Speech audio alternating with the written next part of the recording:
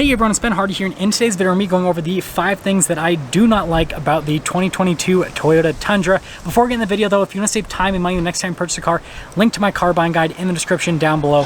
Let's get right into the video.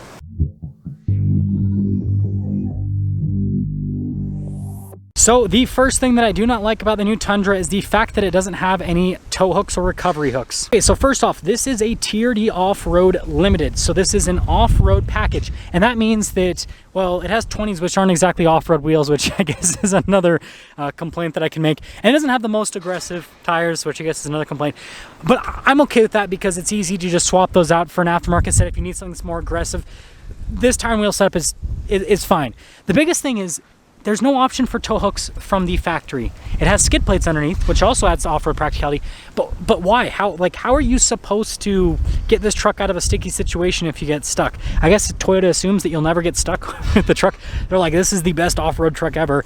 And then if we pop to the rear, same thing. You guys can see we've got a receiver hitch, which I guess that you could I guess you could use that as a recovery point. But yeah, there's no recovery hooks in the rear either. So I think that's a weird thing.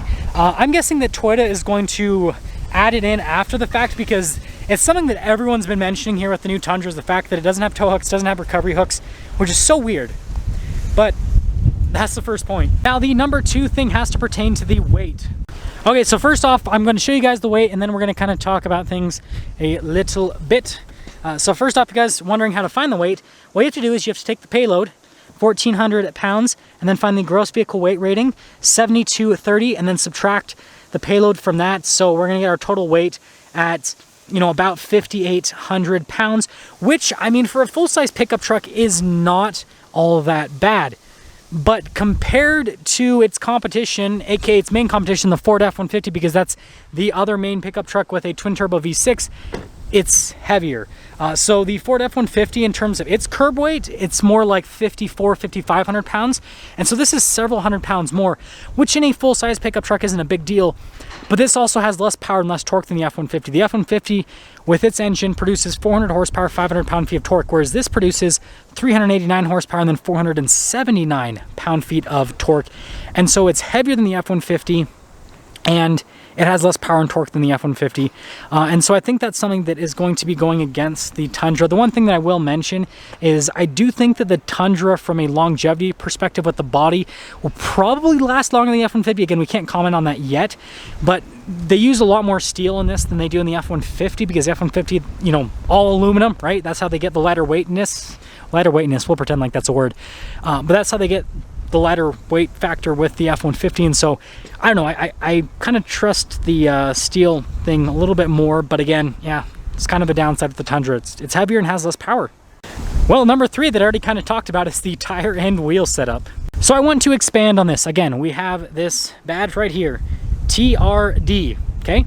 And then we have the sticker right here, TRD Off-Road, okay?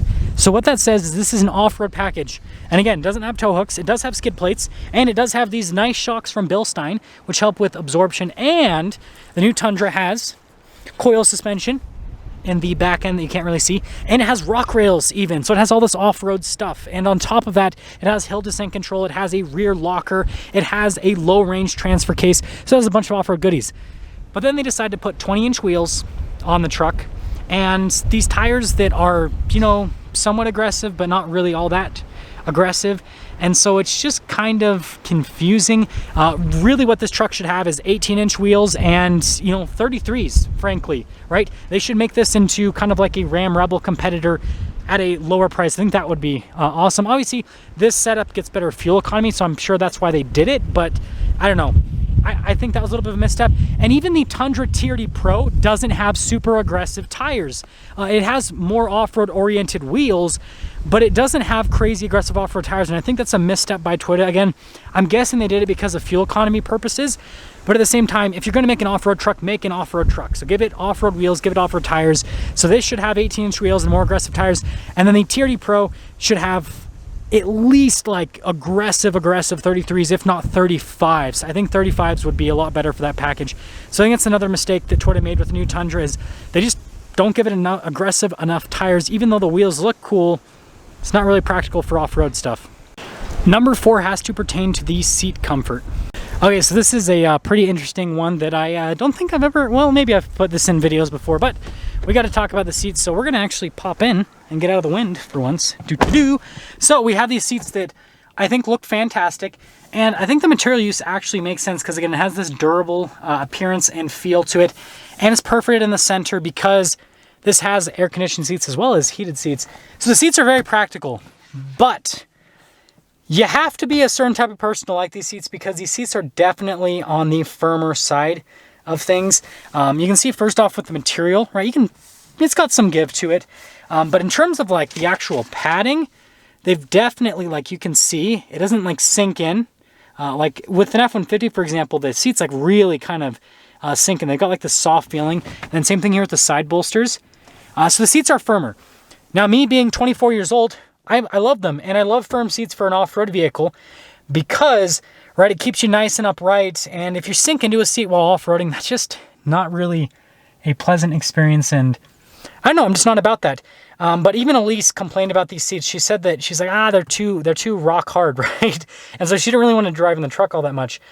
So yeah, if you have a sensitive butt, you might not like these seats because, again, they are on the firmer side of things, but I like them, so yeah, kind of a weird back and forth point. So anyways, let's get to the next one.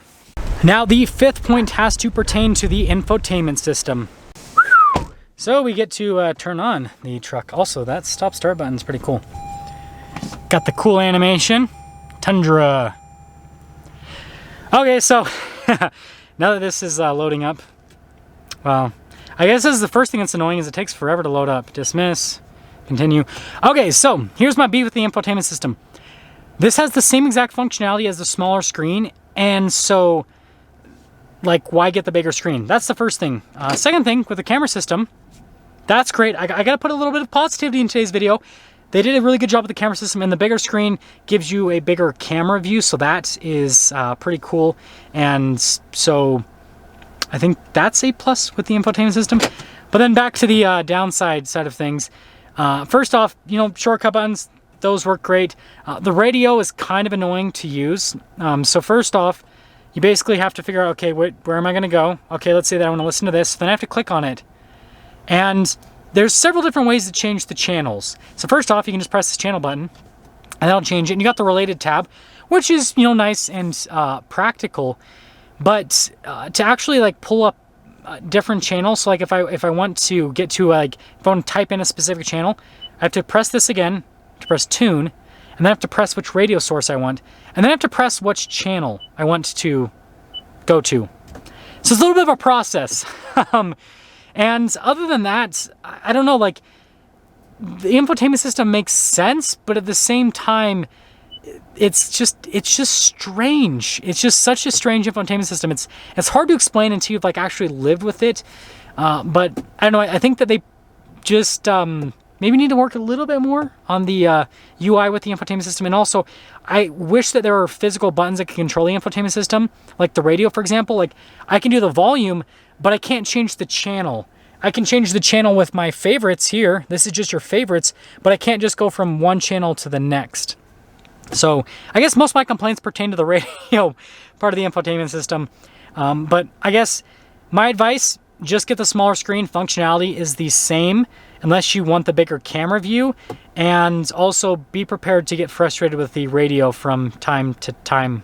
And, well, that's all. Now that's going to sum things up for the 5 things that I do not like about the 2022 Toyota Tundra. And like I said, link to my car buying guide in the description down below. I will see all of you in that next video.